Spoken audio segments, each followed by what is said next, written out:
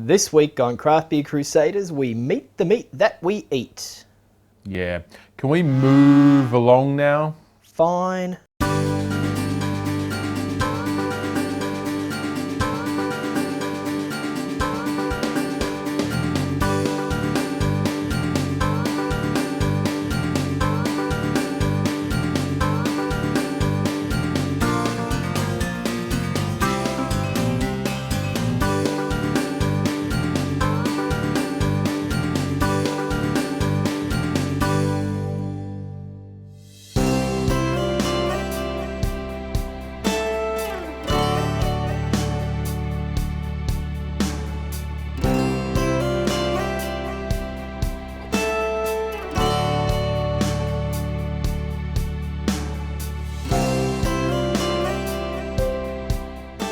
What is it with you and oversized novelty things? At least this time it's beer related. I mean, look. Yeah, that's a good point. It's a giant pot. You reckon Things we are could... bigger in the country, aren't they? Oh, yeah. Should we climb on top and drink it, or should we go inside and have some beer? Let's have an actual beer. Okay. All right.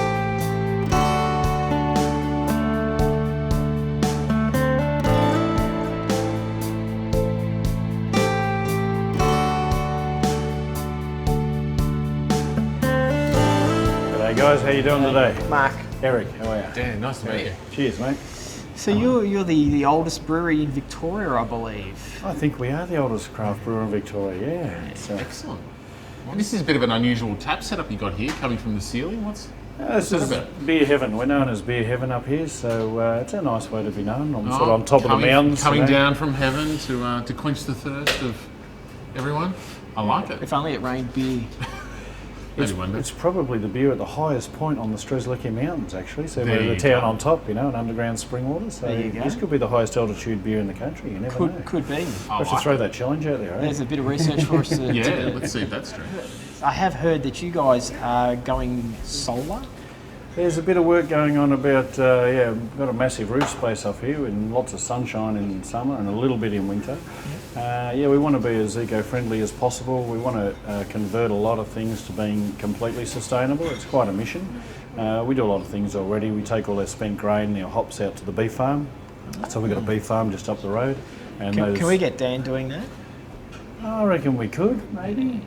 I'm Feeling wearing strong? the shoes. That's Feeling why. brave? That's exactly why I said it. Couple of rules: don't stand between the cattle when they're eating. You know, you get it. You might end up a bit skinnier. So you got to be Probably careful. not a bad thing, really. But anyway, So Yeah. so between the solar and the recycling, the spent grain, you guys are heading down a very sustainable, carbon neutral path. Very much. Have been for 24 years. Like everything we can possibly do, like whether it's converting fish and chip oil to biodiesel to run the cars on, or whether it's grain for the steaks to come through the restaurant as unstressed meat as well, that's the real benefit. You know, beautiful steak. Now, your beer.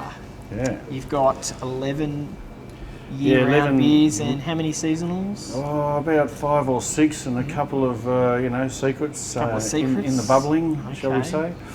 So You're not allowed to know about those? there's a nice one that's a dark lager with some Sovereign hops. It's pretty sexy sort of beer. Some juniper berries. So it's a little Something bit of to a twist keep an eye on out the. for. Yeah, very much a little bit of a twist. We do grow our own hops too. Oh, okay. So we've got a beer called Woe.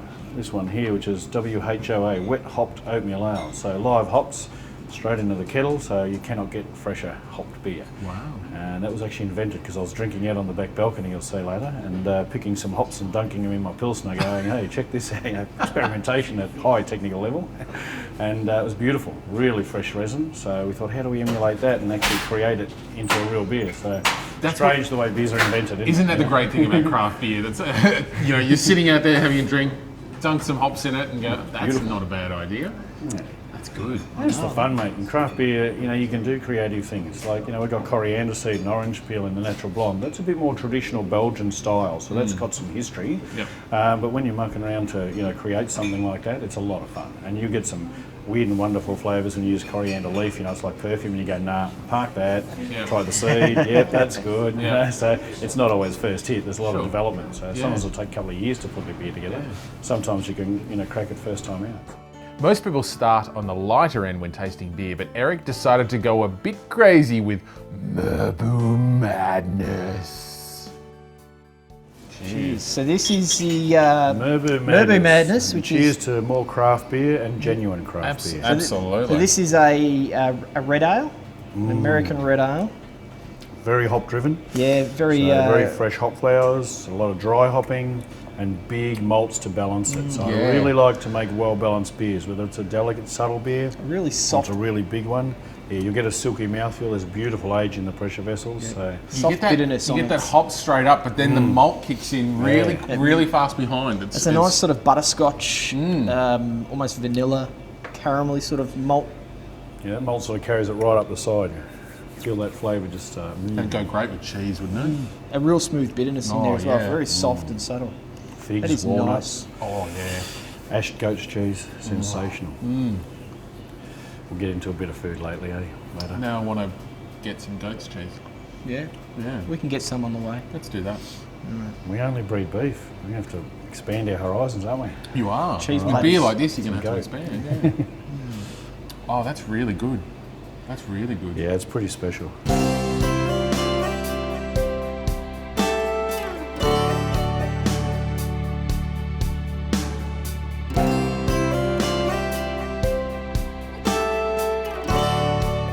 So this is a tasting block. It is. Yeah, this is the tasting block from the Great Grand Ridge. Almighty light we're starting with. But very not to wheaty, worry. There you go. Yeah, there's a little bit of light Good wind under wheaty, there.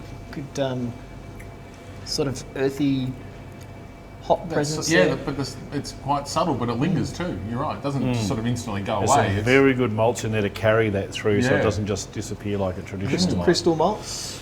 Yeah, a couple of tiny bit, not much, and some really nice hops, and that's what gives it that really zesty. Yeah, that's nice, what eh? surprises people with the alcohol percentage, I think, the presence of that beautiful fresh hop resin. So that's a natural blonde. Yeah, Natural Blonde's a Belgian-style wheat beer. So We a do little bit prefer of natural coriander blondes. seed. Well, we believe everyone should taste a natural blonde at least once in their life. So coriander seed, orange peel, very traditional Yeah, Belgian you brew. can. Beautiful with seafood, Thai food, amazing. It's like really stunning. creamy as well. Yeah, the mouthfeel's fantastic, isn't it? Get those yeast Yeah. notes. Yeah. It's about 50-50 malton wheat. You know, it's got a bit of everything going on. That'd be this a is good one for really non-beer drinkers, really. That's Yep. Starting into craft beer, Natural Blonde is a beautiful way to train your palate. You're going to get some beautiful flavours, the citrus, you know, that herbaceousness of the coriander, but not overpowering or super hoppy to go, oh, and put you right off. Yeah. So it's a good way to, get into that, then move into your pale ales, and move into your big hoppy beers, That's and it. we'll migrate you through, no problem. There you go. Non-beer drinkers, that's where you begin. The Brewer's Pilsner is a traditional Euro-style beer with Saaz hops picked at night close to freezing. It has a delicate floral aroma and a solid crisp maltiness. Gippsland Gold. This is actually the first beer that Grand Ridge ever made. Has a delicious full malty flavour and pleasant hop bitterness. An easy drinking, thirst quenching beer. The Yarra Valley Gold is similar to the Gippsland Gold, however it's got a little bit more of a hop kick and a much smoother malty finish. Hatlifter Stout. This beer is like a soft beer coffee with wonderful cocoa notes and a delicious creamy texture. After finishing off such a grand tasting paddle, Eric decided to show off his brewery and then made us work up a hunger for lunch by feeding the cows. So this is a whole lot of spent grain from the mash tun that is about to be taken down to the farm to be fed to the cows, which we're then going to kill and eat and have a beer with.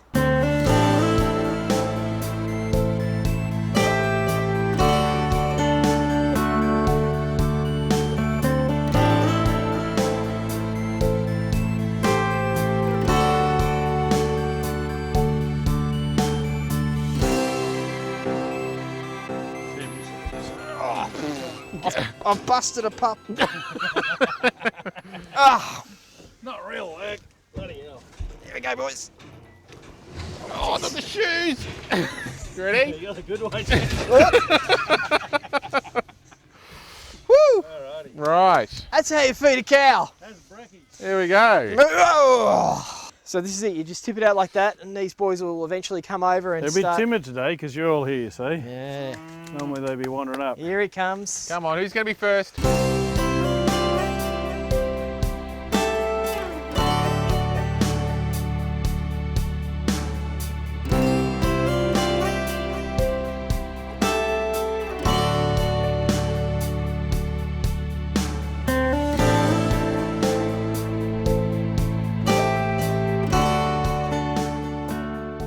boys, surf and turf. Surf and turf. Wow. Whoa. Oh, look at that. With mushroom. Oh my gosh. T-bone, high fillet, porterhouse. Wow. Oh my goodness me. Where do we start? So all of this wonderful meat comes from the farm we were just at. Yep. And all of the wonderful grain that we fed those cows comes from the brewery. So it really is recycling an eco-friendly industry at its best. This is the greatest sustainability cause I think I can imagine. Oh, I think it's amazing. It's This is wonderful. something we can get behind. So you think steer comes from steak and beer? I think it does, yeah. I think it does. So we're going to I have like it. we're going to have all these wonderful bits of meal here with a Hoppy Frog French IPA, which has got the British malt and French hops. So I'm going to get stuck into my cow that I killed from earlier on this afternoon. Didn't actually kill it. I did. Not actually. Okay. But, But, wow. thank you very much for having us, and let's Yeah, cheers. cheers. Cheers with my Cheers moderation. with the super shine. Super shine. See you later. We'd heard about a small brewery in a small town with big beers. Welcome to Bruthen's Bullant Brewery. Beer with bite.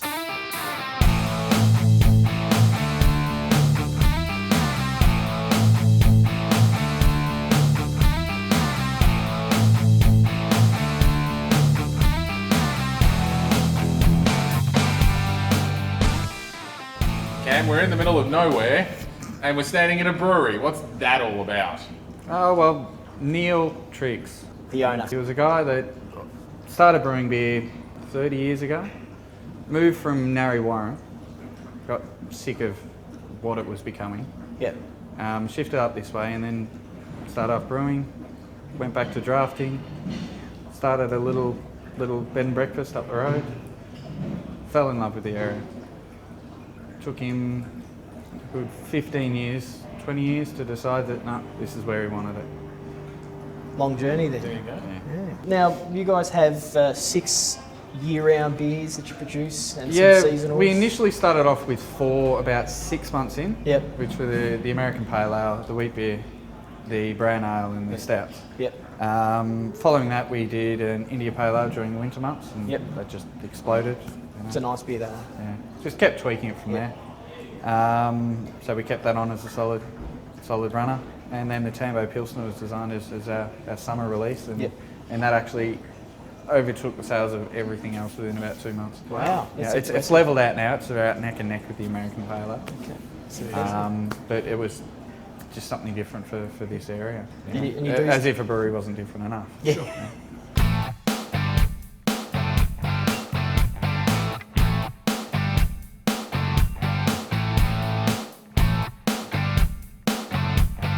The Mossy Face Pale Ale is well balanced, and with a marmalade style bitterness and floral notes, it has a soft biscuity malt background. Buckshot Wheat Beer is a German-inspired Aussie wheat beer with a refreshing and smooth banana clove hit and a zesty linger. The Tambo River Pilsner is a pale lager brewed in a classic Euro style with crisp malt notes. Double Ridges IPA has an intense hop bitterness with floral and stone fruit aromas and a long, lingering bitterness. Then this is the brown, Yep. the pig and whistle brown. Pig and Mr. Brown, very traditional smell that. English bitter. Oh, wow. That's divine. It's Right, really nice. Really That is great. successful up this way, even though it's a style that this region hasn't necessarily had before. They've sort of grabbed onto it, even a few of the local pubs have started putting it on tap, which is fantastic. Very soft. Yeah. Spongy. Yeah. That soft sort of spongy. Not getting much in the way of hops, which is good. The brown ale. No, just that deep sort of earthiness. Yeah. Real sort of cocoa-y. Nice. The Piano Bridge Stout is brewed with 5 malts, and it carries through a soft roasted malt and licorice chocolate flavour with a moderate hop presence. Dan, we better get some sleep. We've got an early start tomorrow. Oh, that's right. How are we getting to Mildura? Aha! Leave that to me. Bam, ba, ba, bam, ba, bam, ba, bam, ba, ba, ba, bam. Highway to the danger zone. Gonna take you right into the danger zone. Hey Dan, look, Victoria, New South Wales. Victoria, New South Wales. Victoria, New South Wales. Victoria, New South Wales. How good is that? Victoria, New South Wales. Mark, Victoria? Yeah. that island's actually Victoria too. Oh. Ah. So here we are at Orange World. It's giant orange. I'm Orange Man. What do you think, Dan? Pretty cool, huh? It's pretty What cool. price self-respect?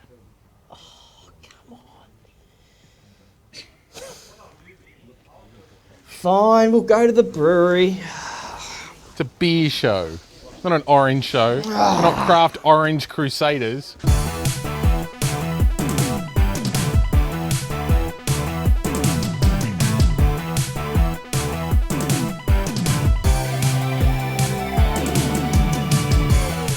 Just flew into Mildura Brewery and boy am I arms. Don't finish that sentence or I'll punch you in the face. Worst joke ever. Hey, here we are. Astor Theatre come Mildura Brewery. Let's go have some beer.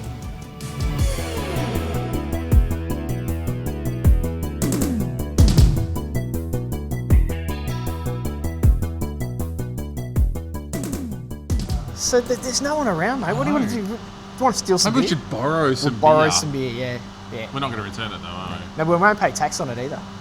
That's a great idea. Let's go and do that. Yeah? we? Yeah. All right, Lewis. Hey guys, when Yeah, you're ready, whoa.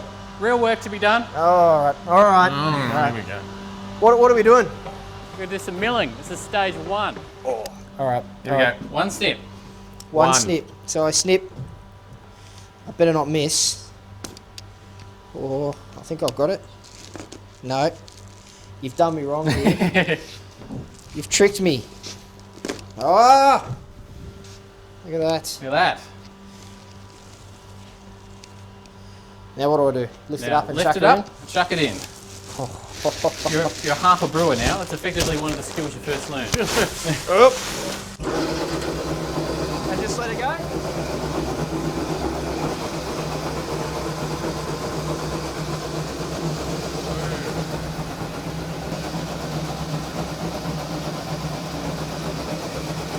So this is the end result of This is- what I just did.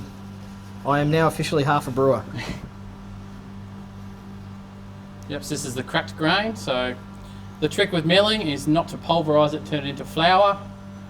That's the problem. That's what I've been doing wrong. That's what you've been doing wrong. I knew I was doing something wrong at home. Just one? Just one, yeah. That's one thing. The olives were right. I mean, there's no problem putting the olives in. It was just sort of the way I milled my grain.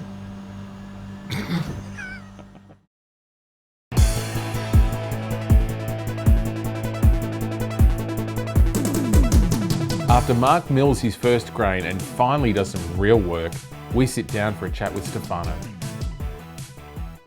Stefano, thank you very much for having in this amazing room, this Art Deco room. It's brilliant, isn't it? It is. The architect in me is getting excited. And in me as well. we love did it. spend a lot of money trying to preserve the character of the history, yeah. 1924 It's stunning. It's absolutely beautiful. as the It is. theatre. Yeah, very nice indeed. How long have you been involved in the brewery?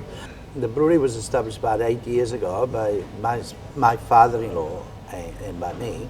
My father-in-law and I had this project in mind for a while. We had this abandoned, if you like, old cinema, which was used as a garage, a laundry, and a workshop for the hotel carpenters, electricians, and so on. And we thought it was a beautiful space, and it would be ideal for a brewery. About 8 years ago, there were not as many breweries as there are now, small breweries there is. So it seemed a very good idea. We took a great interest always in the manufacturing side, but we had not enough energy for the pub, for the front. So that was leased out to various people over the years. Now finally, I've been able to take control of the whole operation with my wife Donata, Yep. and hopefully in the next few years we will see a better integration of the front and the back of ours, if I can use that expression. Yeah. So you see a real marriage between the beer and the food, and Well, matching the flavours. And Of course. People always talk about food and wine, don't they? But I have to modify their language. I have to say beer, wine, or craft beer, wine and food. And I think that is what's happening now, and more people are becoming aware that beer is not just for thrilling, that it is an important part of our diet, and you know, it's a very elegant product. It is, and it can match so well with a vast array of meals. Yes, different types of meals. it is extremely versatile, I'd say. From a food and beer pairing point of view, how have you set the kitchen up from a menu point of view? Let me give you just a little background about that. The idea initially was that this would be mostly a brewery with very little food involvement. But unfortunately, or fortunately, depending on your point of view, people clamour for food, particularly at night time. So we began with a very small kitchen, and even in the last 8 months, whilst I've been here full time, I've started to colonize the space. And as you can see, we've been expanding the kitchen to meet the growing demand for food. But it remains essentially a simple proposition. I like working with a charcoal grill, which enables me to roast some meats and some chicken in particular, which is quite affordable. The coal is locally made, by the way, out of red gum. We like to use, you know, as much as possible the local stuff. It's always been my mantra for the last 20 years. Mildura produce, and why not? So we have the coal manufactured here, just out of town, and basically it's local meals that we can do in bulk. Because when it gets very busy here, it gets extremely busy, and you have to put it out fast. People still think it's a brewery, we have a pub meal, but then they say, oh, this is a bit more than a pub meal. But we're still in that transition phase where they come in for one, you know, I'm expecting one palmy and chips and move out. And I'm trying to slow it all down to say, why don't you try an entree with a beer and a main course with another beer, instead of coming in and just say, you know, I want this and a Sauvignon Blanc, the dreaded Sauvignon Blanc. They even come to ask for it in here, which is immensely frustrating. But, you know, the beers are respected, loved by local people and visitors alike. Just a quick one. You've got an Astor Pale Ale and a Mildura Bitter, which aren't available in bottles. They're only available here. With those two beers in particular, if somebody was to come here and sit down and want to have those and have that with a meal, what would they have it with? I would perhaps go with some sausages with one, maybe a burger or something like that with a Mildura Bitter. Maybe with the other one, some grilled sausages on the fire. Something simple. Snags on the fire. That actually sounds quite nice. We got a local butcher who makes pork and apple snags. I think that would be quite nice. Dan, did you know the Chatfield brothers, Canadian Californians, tried turning Mildura into a dry zone, but it didn't work? In the end, they granted themselves a monopoly of beer supply in Mildura for 100 years. It didn't end until 1988. Well, how about that, eh? Alright guys, here's our Wagyu beef burger. This one. Perfect a complement to the pale ale. The Astor Pale Ale had a soft and smooth feel that cut right through the Wagyu beef burger. Subtle malt undertones and a delicate lingering bitterness. Guys, here's the next course. Here comes the next course. Wow, look at that. Mixed grilled sausages with house-made chutney. Have some sausages with your chutney. That is amazing. I don't know where to start. The Mildura Bitter, with its crisp malt and subtle hop notes, accentuated rather than contrasted the pork and apple flavours. That was wonderful food. That was amazing, wasn't it? Oh. Thanks for that glass. Bill? Did you... Have you? I didn't... Have you got... Mark, have you got... So I'll wash and you dry, I guess. I'll dry.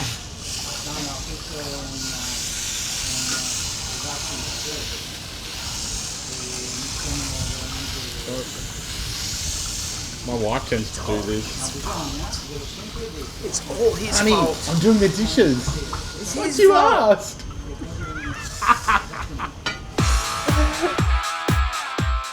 Next week on Craft Beer Crusaders, Mark and I have a religious experience. And we discuss a beer brewed for a cause close to Dan's heart.